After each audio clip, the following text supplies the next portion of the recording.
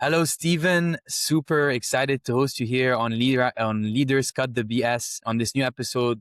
Steven, you have an incredible background. I've looked at what you've done.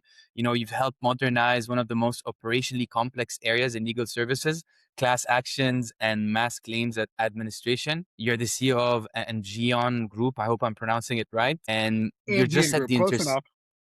Angeion Group. You're at the intersection, of law, large scale operation, digital infrastructure, and innovation. So I just love so much about you. But for the audience who don't really know who is Steven Weisbrot? And hope I'm pronouncing that well as well. You did pronounce it well, Mark. Thank you for having the conversation with me. It's good to be here. Um, who so you nailed it pretty much on the nose. Is that we're dealing with an incredibly large, complex, multifaceted ecosystem that, in the class action world, includes everything from notifying people that they may be entitled to money to confirming that the people who are claiming the money are who they say they are entitled to have that money, are not fraudsters trying to manipulate the system, to ultimately distributing that money, all with the oversight of the federal court system to make sure that everything is done the way it should be done. So, on the one hand, there's a lot of technical processes. On the other hand, there's a real need to understand your target audience, who you're trying to reach. And unlike a lot of industries, ours changes every day. We may have a class action that involves a group of investors in a particular company, or we may have someone who bought a particular product over the counter at Walgreens that had a misstatement about its nutrition value. So um, I like to think of myself as someone who can handle the complex element, the human element of advertising and marketing. And it's a pretty rare combination where you have to constantly reboot with each new endeavor. Well, amazing. So yeah, it sounds like there's a huge spectrum there. So where do you, as the CEO, Steven, what do you spend most of your time thinking about? It's a good question. I think one of them, as it relates to the use of AI, is how can we make our operational processes more effective and more efficient, while at the same time recognizing the reality that I own a services business, which is largely something that historically has been pay by the hour. So there's almost, in the industry writ large, a disincentive to work more efficiently. But at the end of the Mm. day, I'm someone who believes that if you can provide efficiency, you'll figure out other ways to monetize that, and that you shouldn't let that be your enemy. And unfortunately, I think I'm seeing a lot of that in our industry writ large. Yeah, I think you're touching on the a really root and core and backbone of this issue. I've been thinking about this a lot, and because we the industry charges per billable hour, so it's like how is it? And also you think about the ethics of it. So how is it like if I do the same amount, like I provide you the same amount of work but in less time? So it's very hard. I think. What do you think is the solution to this? Is it like the industry itself needs to shift around billable hours, or is it that, but there needs to add in a new component? How are you thinking through this? And by the way, I don't have the answer. Maybe you don't as well. So I just Well, I I, just want to I hear your am the thoughts. first to say that I don't have the answer. What I'm seeing in the marketplace, more as it relates to traditional legal services, lawyer provided services, are hybrid models. Mm, Seeing you raise a good point. You are providing the same amount of value, but it's yeah. taking you a lot less time. Should you be entitled to be paid based on the value you provide or the time you put in?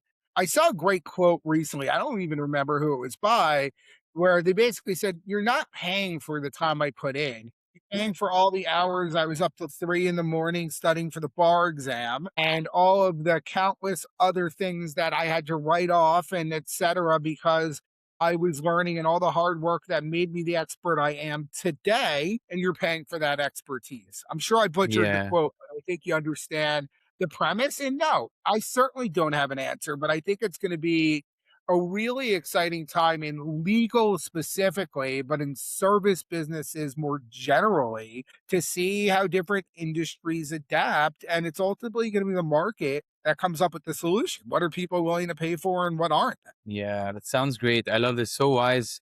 even I'm also like thinking about this a lot, don't have the answers. So if we now like if we zoom in a bit into your workflow, into a regular week, for you and your team. So where does your work tend to pile up, or what surprises, what do you think about your role maybe would surprise people? Yeah, so like I said, we may be doing 2 to 300 different class actions on any one year, and they Mm, each have their own timelines and deadlines. And sometimes we're lucky and we have nice even flows and everything goes nicely. I think that's happened once in the 13 years since I've founded and run the company. I think that the biggest surprise would be the amount of work that goes into each individual task and why things can't happen at the speed that some people would like them to. And one of the ones I'll point to is distributing money to folks. mm, Or let's say we sent out 2 million checks to a class of people who had all bought a product that didn't perform as advertised. And the attorneys will get a call and they will say, "Oh, can you please just reissue a check to Mark who moved from mm, this address to that address?" mm, It's not as if I can walk into my office and draft that person a check and send it out. There are KYC checks, there are OFAC mm, checks, there are reconciliation, including stopping the original check or ACH transfer, or Venmo or PayPal or whatever it is. And the expectations of getting something done, there's often a real tension between doing it right and time to complete. yeah, And when the attorney calls and it's their client and they want him to have a check and they don't realize I have 17 other calls that day to various areas of the company and doing everything the right way, it's not instantaneous. So where do we sometimes see bottle jams? It's in the yeah, expectations of our clients that their clients get taken care of immediately, which we would always endeavor to do, but not if we have to sacrifice the integrity of the process. The process yeah. trumps all, and an inherent tension. Wow, I love that. I love how you focused on process and like you have massive amount of class action. That's surprising. And maybe like, what do you feel you maybe personally or as the CEO or you also the team, what kind of task quietly eats up time, but nobody really questions? In our business, it's actually invoicing. And the Mm, reason for that is we're very much like the conductor of an orchestra in that we mm, have lots of different instruments or services we provide. And most of our systems, after years and years of building new tech, talk to each other, mm, or we'll have an API with an outside vendor, but not all of them. So while we are using some machine learning solutions to make invoicing quicker, they ultimately always require trained human eyes to review them before we can send mm, them out to the client, because it's only going to be the project manager who's closest to it who says, you know what, we didn't pull the data from X vendor, which is a more manual process. We can't send the invoice out yet. So for us, invoicing has historically been a problem, mm, one we've gotten better and better at by the use of additional tools and the changing of workflows, but it still has not been something that we figure out how to do without a bottleneck requiring human observation and input. I see. Just to see the like like when we visualize the process a bit, your client would be, for example, the entity or the organization that handles, the mass amount of consumers, right? Because there's probably someone that that deals with all of them, the mass, but you would that's where you would bill them and or invoice them, and in that invoice there'll be all like the amounts of services. So it needs to be very well reviewed when that's integrated in a lot of your other softwares or workflows. So that's kind of what you see. And because you handle maybe 200 from, maybe dozens of those per month. So there's a lot going on. There's a lot of invoice items and it's just takes a lot of review. Is that kind of how the Yeah, process I looks mean, like? largely that's correct. It's also just due to the array of services that we provide on each one of these cases. We may have 10 subcontractors, six Mm, different parts of the company. We buy media and and sometimes it's getting the invoice out of the subs into our system and doing it all within the 30-day time period that we typically issue our invoices in. So it's really a data gathering and mm, verification exercise. And like I said, so much of this used to be manual. We've been so mm. progressive in our use of technology that solved a lot of these problems, but I still need my project managers to take a look at almost every invoice to make sure that everything on there is accurate and didn't get pulled from the wrong bucket, or there isn't a one off on the agreement that says you're only paying for this net 30, something else is net 90. There's a lot of variations. I guess what I'm really trying to say is the lack of standardization, both between Yeah, that we offer lots of different services and we don't offer them on every case, and that lots of different clients have different billing arrangements, requires for a pretty intensive manual review to make sure we have everything right. And we trust the machines, but they're only as good as the people who program them, right? I agree. I love how you have clarity on this. That's great to hear. So I see eye to eye with you on this. So when things get busy for you, what usually breaks first? I got answers. Sometimes people say, they break first, or their sleep, or Yeah. their social life. But how about you? How does that look like? So we're set up with redundancies in every department. So if something breaks, there's a fail safe there. But I think it's the morale and spirit of the team. No one likes, even if the house doesn't burn to the ground, no one likes to have to put out a fire.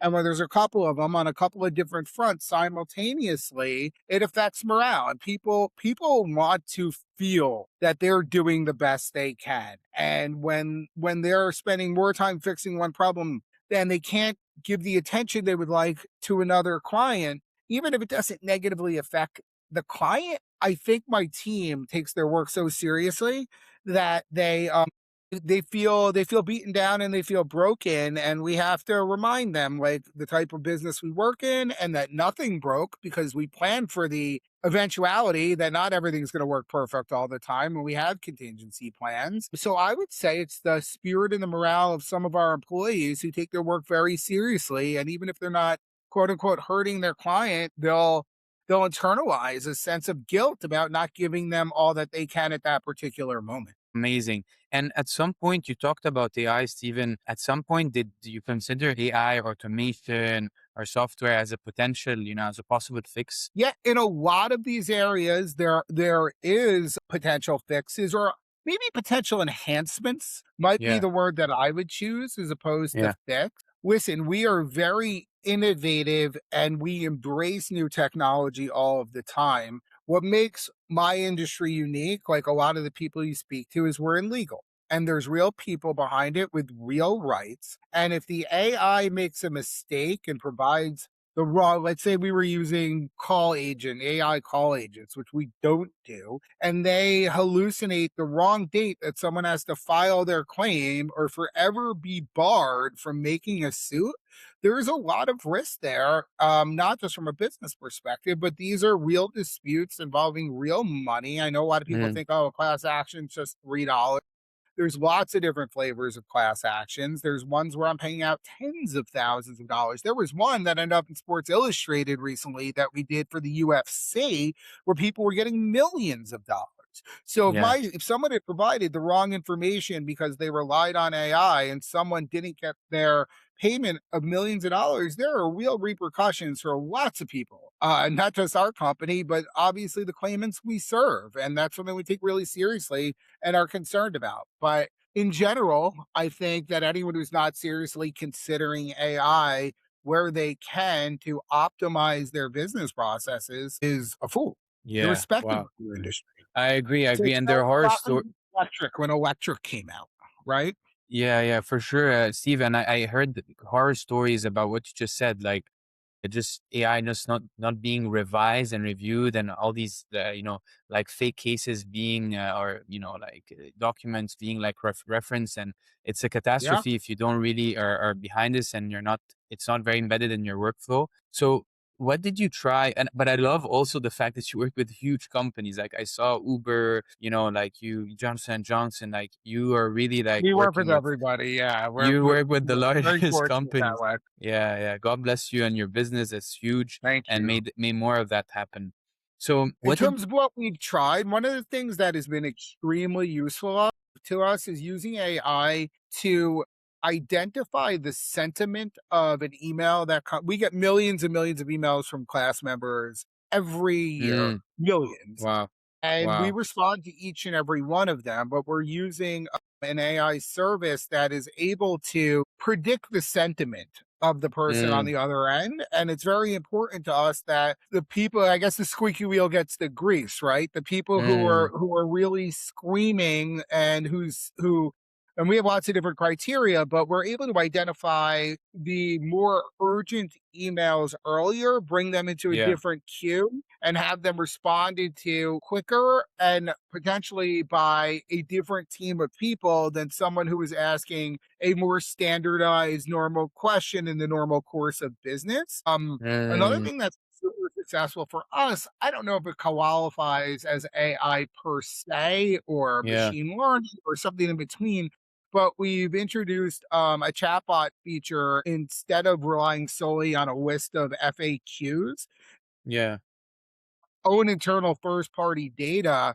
We think that this has been an unbelievable success in terms of people getting the information they need quicker, more accurately, and not having we can look at time on site and figure out what Yeah. they asked time on site and know how, whether they went to the FAQ page. And it's been, I believe, a remarkable savings in our billable time to the client, but more Mm, important, people got what they needed when they needed, and they didn't have to waste a whole lot of their own time. Everyone's time is precious. wow. That's great. Everyone's time is precious, Steve. That's Steven, that's amazing. I love the all the use cases you're mentioning. How about is there one kind of use case or one area you tried, you and it didn't work as the way you hoped for, or something was missing when you tried to enhance it? We use we use a lot of AI in our targeting of class members in terms of buying digital and social media ads. And there have been times where we had to ultimately over deliver and spend more money on advertisements because some of the services that were provided didn't meet our own internal protocols for knowing that there were real eyeballs on these messages and that there were Mm, verified viewers. And a big part of what we do is make sure that the communication plan that's implemented is objectively verifiable. So if we were testing a new technology and we didn't believe after it was done that we could prove this to the court, we just didn't count those impressions, our regular plan on top of that. It cost us money, but the job was done properly, and we tested and determined that wasn't the solution for our business. It doesn't mean it wouldn't work in other places mm, necessarily, but for the specialized reporting that's required of a class action claims administrator, it wasn't fit for purpose. mm. And if that one process, or maybe the ads that you describe or the billing, if that process ran noticeably smoother, or if you had a magic wand, how would you fix it? How would it look like ideally for you? And how much would that free up you and your team? I mean, it would be a tremendous amount of time to spend fixing other problems. I don't know that there is a magic wand, or whoever comes up with it will certainly be wealthier than me and you, Mark. But, I find that though, what I'm seeing, and to steal a quote again, that like the advances in AI are a lot like falling asleep in that it happens Mm, very slowly, then all at once. yeah. There keeps being like, iterative change, and then exponential change. And I think we're going to continue to see that sort of a cadence. And I mean, like just the different versions of the GPTs that come out are heads and tails Mm, better than the former versions. And I think, most of your audience will agree with me that we're at the genesis of this. I mean, this is day one. Like, and yeah. that there's just going to be, I think the way people work, I think the way services are delivered, I think the way people research any problem in their life are all going to radically change over the next 1, 6, 20 months, years, etc. This is really a revolutionary time that we're living in, and I don't know if everyone has fully appreciated. I'm very aware that there's lots and lots of lofty language out there, but I don't think they're wrong. Agreed. Agreed. It's day one, like you said. Great, Steven. This is like the final section. So thinking about everything you've seen, if there's specific workflow habit or meeting where leaders should just honestly cut the bullshit or the BS, because it looks productive but really isn't. And or if you have an advice you want to share to leaders, like what do you want to end this up with? Let me say one is, I think, something we've all heard before. Don't have meetings for meeting's sake. If there isn't a clear objective, what you're trying to get out of that meeting and why each person in that meeting can add to that objective, it's a waste of time. But more generally, never forget who you ultimately serve. Your client may be the person who's paying you if you're in a business like mine. But at the end of the day, we have a responsibility to the people who are trying to exercise their legal rights. They're not my client, but they're the recipient of our services. And I Mm, think that no business that truly cares about the people they serve and optimizes towards doing it well will fail.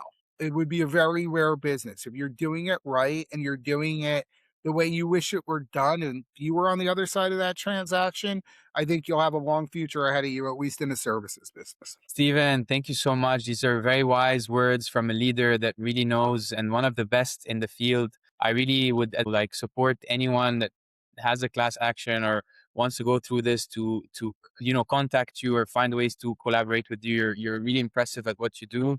And I really thank you for all this time. It was super insightful and I can't wait to see your progress and see your journey as you grow and as you expand the business. So excited for the next steps. It's been my absolute pleasure talking with you, Mark, and thank you for all your kind words and the opportunity to share what I hope was at least useful to some of your listeners. So thank you. For sure, Steven. Thank you.